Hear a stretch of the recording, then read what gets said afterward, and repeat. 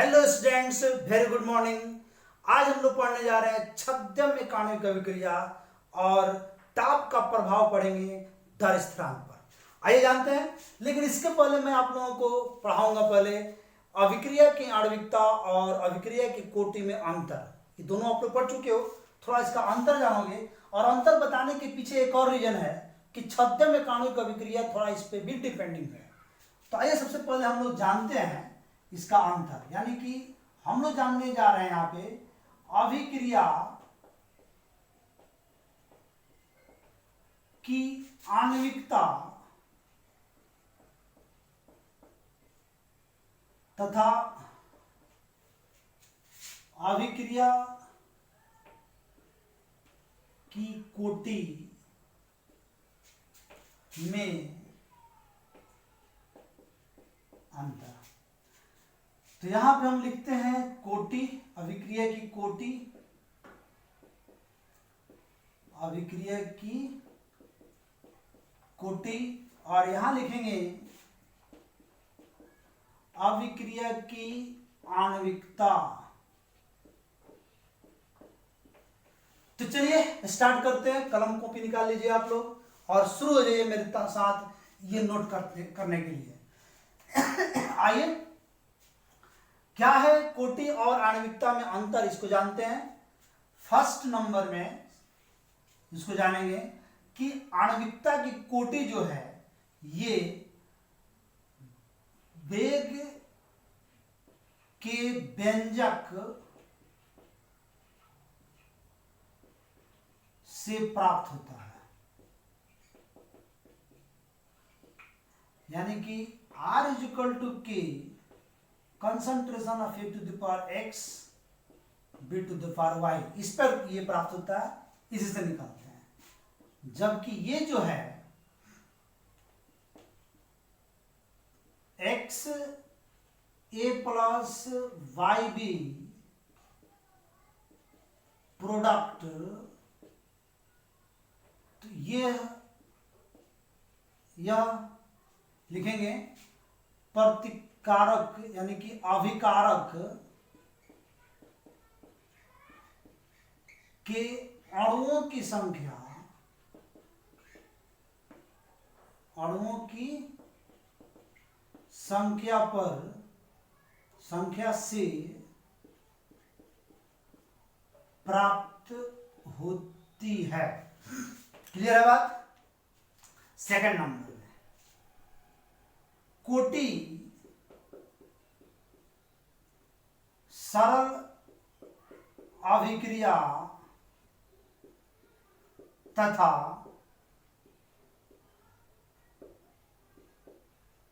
जटिल अभिक्रिया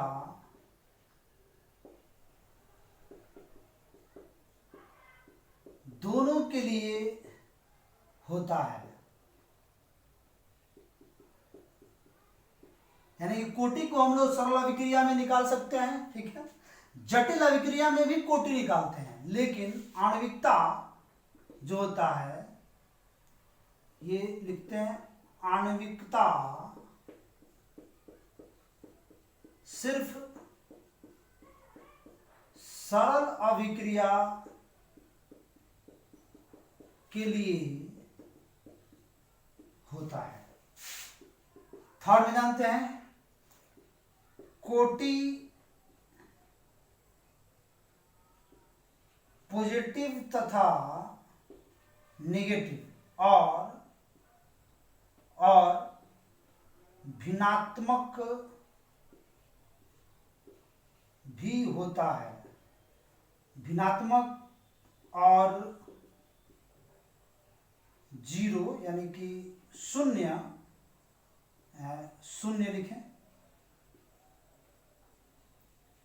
यानी कि शून्य भी होता है। लेकिन यहां पे जान लीजिए कि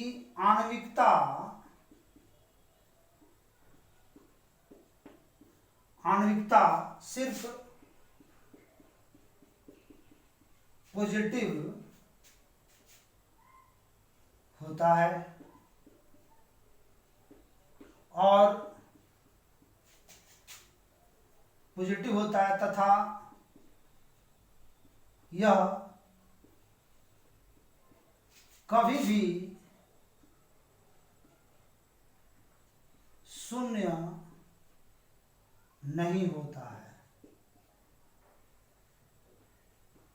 ये पॉजिटिव होगा लेकिन कभी भी ये शून्य नहीं होगा, इस बात को ध्यान रखिएगा। चौथा नंबर में कोटि 3 से, उससे मत समझ लीजिएगा, 3 से अधिक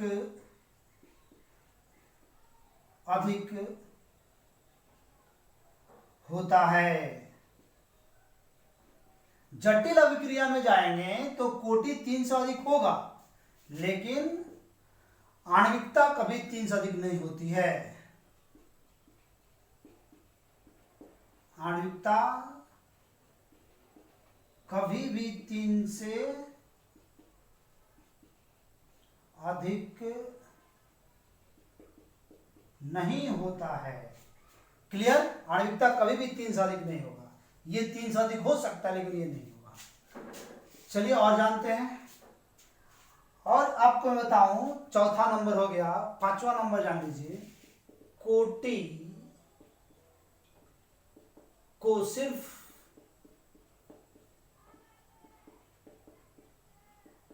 प्रायोगिक व्यंजक से ज्ञात किया जाता है। ज्ञात किया जाता है। इस बात को समझिएगा, कभी भी प्रायोगिक ही इसको ज्ञात कर सकते हैं, प्रयोग से ही ज्ञात होगा। लेकिन यहाँ पे जो छठा नंबर में, इसका जो पांचवा नंबर में आणविकता का, तो ये मैं कहूंगा कि आणविकता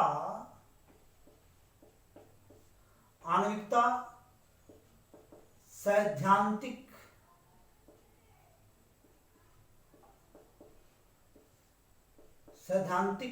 होता है। ठीक है, ये सैद्धांतिक होता है, सिद्धांत से इसको ज्ञात किया जाता है। समझ में आ गया होगा? तो ये कोटि है, अभिक्रिया की आणविकता और कोटि का डिफरेंस। इसकी जरूरत पड़ेगी, मैं बताता हूं आगे। चलिए, हम लोगों को जो मूल पॉइंट पढ़ना है वो है छद्म एक आणविक अभिक्रिया, और उसी के लिए आज का लेक्चर है, बहुत इंपॉर्टेंट है, उसको जानिए। स्यूडो यूनिमोलेक्यूलर रिएक्शन, हिंदी में इसको कहते हैं छद्म। ठीक है, छद्म, ये छद्म एक आणविक अभिक्रिया। छद्म एक आणविक अभिक्रिया हम लोग पढ़ने जा रहे हैं। ज्यादातर देखिए, ये दोनों को, छद्म एक आणविक अभिक्रिया जो है, कोटि और आणविकता दोनों को लेकर चल रहा है। इसका यह कहना है कि सामान्यतः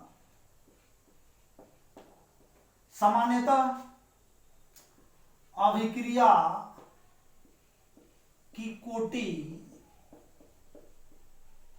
तथा आणविकता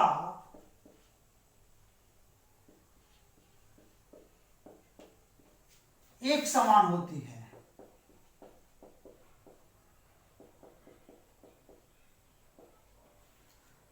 लेकिन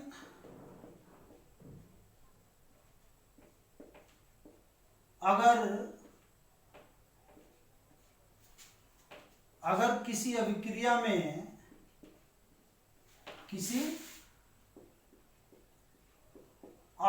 में आणविकता और कोटि, यानी कि कोटि तथा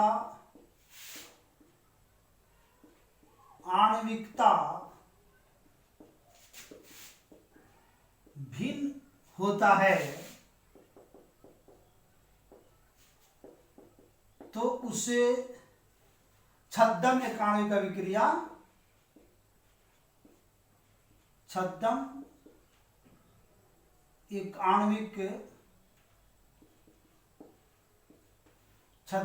आणविक अभिक्रिया कहते हैं। ठीक है, तो ये तभी पॉसिबल है जब ये हाइड्रोलाइसिस और जलांशन मिलेंगे। इस बात को समझिएगा, ये तभी पॉसिबल है जब हम जलांशन अभिक्रिया को लेते हैं या लेने पर, जब आप जलांशन अभिक्रिया लेंगे तभी ये पॉसिबल है कि दोनों अलग अलग हो जाए। तो आइए दिखाते हैं एक एग्जांपल में कि ये कब होता है। जैसे मान लो कि हम यहां लेते हैं Easter CH3C double bond O C2H5 को वाटर से रिएक्शन कराते हैं तो ये बनता है CH3C double bond OH plus C2H5OH। तो यहां पे क्या है कंडीशन, पूरा डिटेल समझते हैं। मान लो कि यहां पे ये जो है, ये जब समय शून्य है, टाइम जब हमारा शून्य है, रिएक्शन शुरू नहीं हुआ है, तो ये 0.001 है ना, ये मोल पर लीटर में है, मतलब इसकी कंसंट्रेशन हम ले रहे हैं मोल पर लीटर में है। और उस समय ये 10 मोल पर लीटर, चूंकि वाटर है तो ज्यादा मात्रा में रहेगा। आफ्टर टाइम t, ठीक है, ये 0 हो जाता है और यहां ये प्रोडक्ट बन जाता है 0.001 मोल पर लीटर। समझिएगा इस बात को।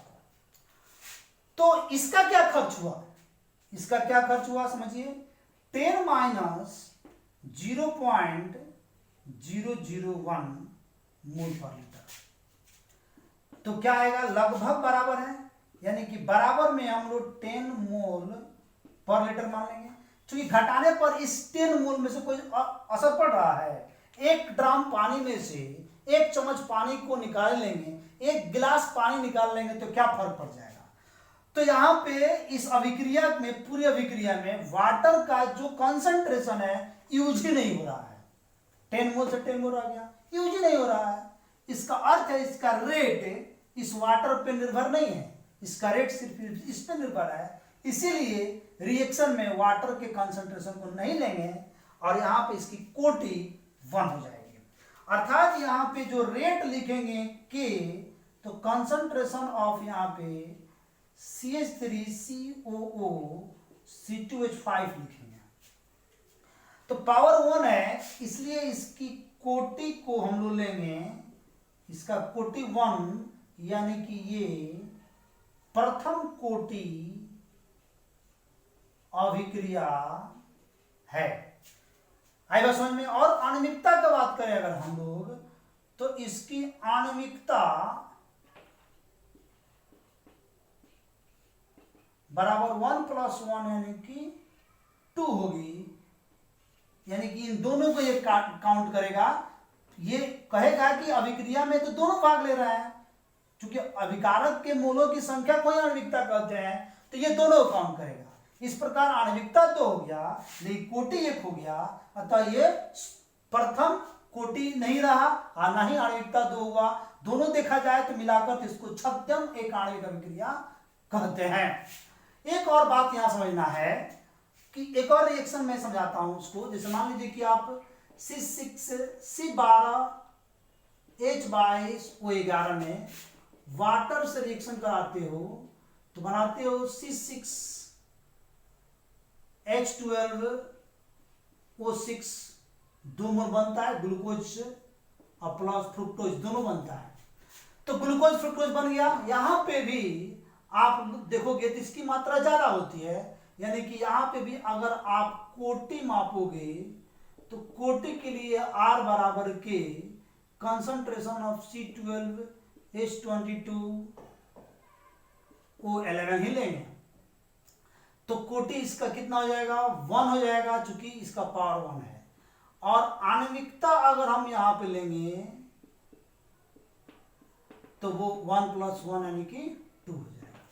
तो तो इस बात को पूरा समझना होगा कि छद्म एक आणविक अभिक्रिया यही कहता है, जब वाटर होगा तो वाटर की मात्रा ज्यादा होती है, तो इसका दर, इसका वेग जो है वाटर पे डिपेंड नहीं रहेगा, तो कोटि 1 हो जाएगा। आई बात समझ में?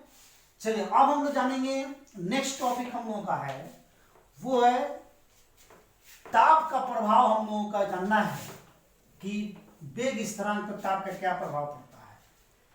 चलिए देखते हैं।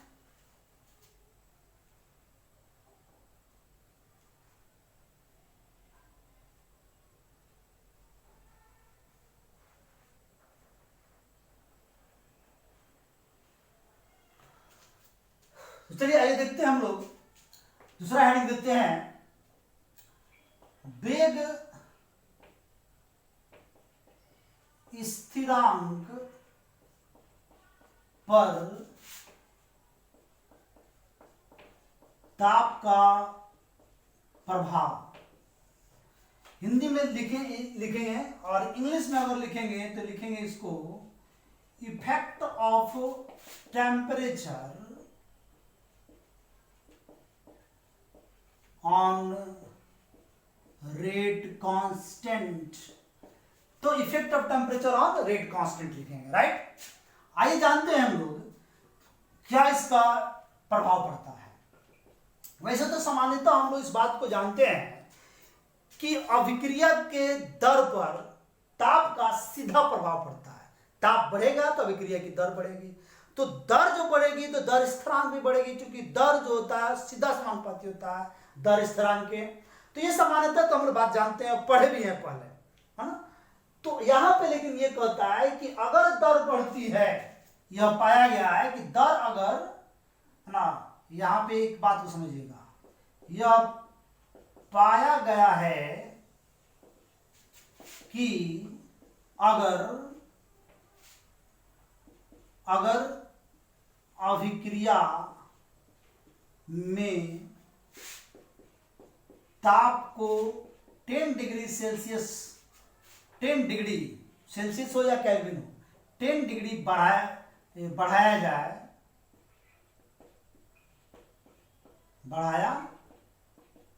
जाए तो दर स्थिरांक 2 से 3 गुना बढ़ जाता है। ठीक है, दर स्थिरांक 2 से 3 गुना बढ़ जाता है। तो इसका जो हम कहेंगे इसको ताप गुणांक, इसका ताप गुणांक क्या है? ताप गुणांक कहता है कि 10 डिग्री ताप पर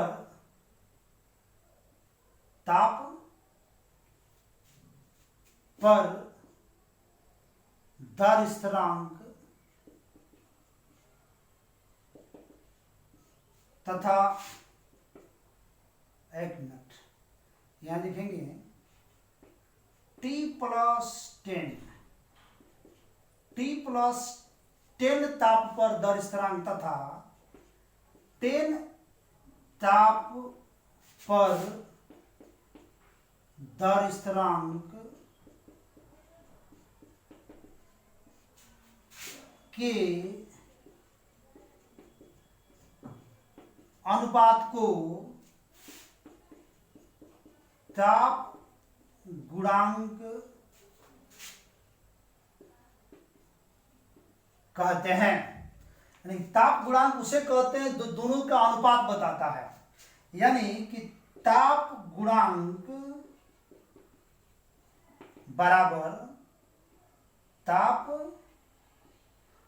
बराबर यहां पे KT+10 बट्टा KT बराबर कहता है 2 से 3 गुना ये बढ़ जाएगा, और यही इसकी दर स्थिरांक है, यही ताप गुणांक है। जो दोनों के अनुपात को निकाला जाता है तो ये पता चलता है कि 2 से 3 गुना ये बढ़ जाता है। ठीक है, अब इसी पर आर्हेनियस ने अपना एक यहां फॉर्मूला दिया है ताप और दर स्थिरांक के बीच इन्होंने एक फॉर्मूला दिया है। आर्हेनियस के अनुसार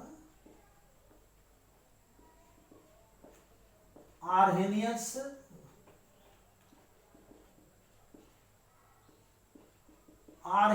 के अनुसार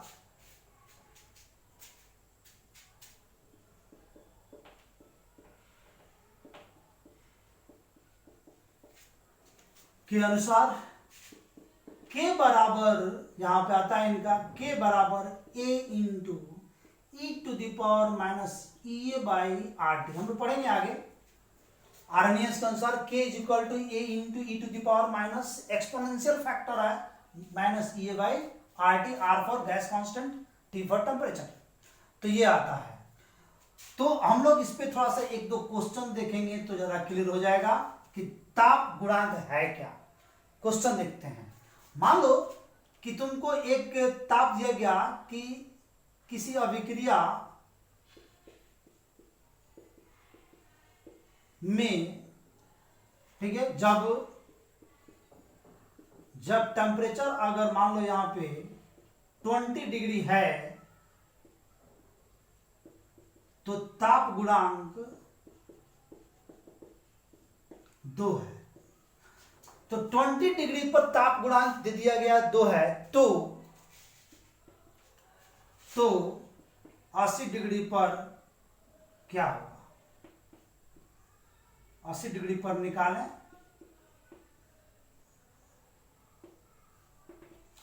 कैसे निकलेगा 80 डिग्री पर? आइए चेक करते हैं।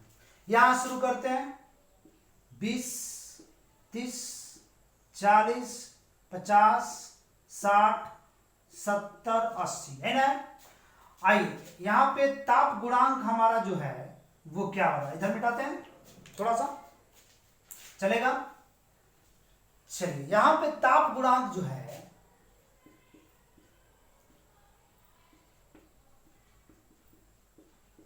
डिग्री जब इसका ताप है उस समय इसका ताप गुणांक कितना है? 2 है। तो 20 पर इसकी ताप गुणांक 2 है, तो 30 पर ये क्या होगा? दुगुना बढ़ेगा, यानी कि 4। उसके बाद 40 पर और दुगुना बढ़ गया, 8, 16, 32, 64 और 64 दूने कितना हो जाएगा? 128 इसका आएगा। 80 पर 128 इसका यही आंसर हो जाएगा। आए बात समझ में? इसी प्रकार और भी क्वेश्चन हम आप लोगों को दिखाई देते हैं, क्लियर हो जाएगा। और मान लो कि एक क्वेश्चन बहुत बढ़िया क्वेश्चन है, ये मिलता रहता है। किसी अभिक्रिया के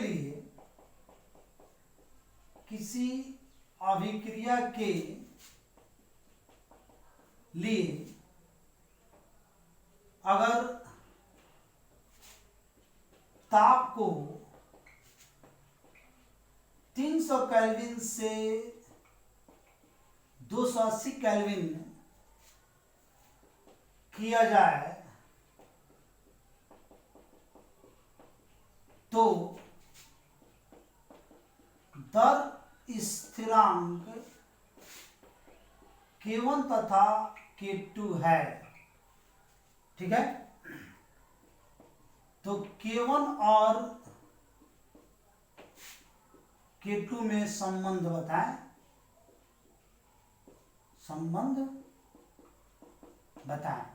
तो K1 और K2 में क्या संबंध होगा, ये आपका एक क्वेश्चन है। यहां पे क्या संबंध होगा ये जानते हैं। यहां पे उल्टा चल रहा है, 300 से 280 गए हैं, यानी कि हम लोग पहले यहां पे ऐसे चलेंगे। ये हो गया आपका 300, तो यहाँ पे 300 से कम यानी कि 290, और ये हो जाएगा आपका 280, यानी कि 300, 290, 280।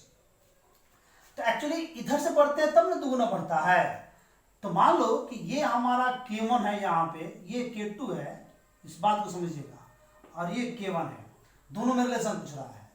तो K2 अगर हम x मान लेंगे तो ये 2x, यहाँ पे क्या हो जाएगा? 4x हो जाएगा। यानी कि रिलेशन जो हमारा आया, इसलिए K2 बराबर K1 अगर देखा जाए तब होगा जब K2 x है तो K1 आपका क्या है? 4x है। यानी K2 और K1 में कितना से गुना कर दें? 4 से। यानी कि ये रिलेशन आ रहा हमारा K2 बराबर 4K1। आई बात समझ में। तो ऐसे कई क्वेश्चन आप लोगों को मिलेंगे जो आप लोग बना लोगे। अगर इस तरह से मिलता है 100 टाइम तो एक बार बढ़ा दीजिए 90 और 100 कर दीजिए, इसका और दुगुना ले लीजिए। इस तरह करके आप लोग कोएफिशिएंट पर क्वेश्चन बना सकते हो। मैंने 2 क्वेश्चन बताया और दोनों क्वेश्चन को फिर से प्रैक्टिस कीजिए, घर पे बनाइए और फिर हम लोग नेक्स्ट लेक्चर में मिलते हैं। That's all.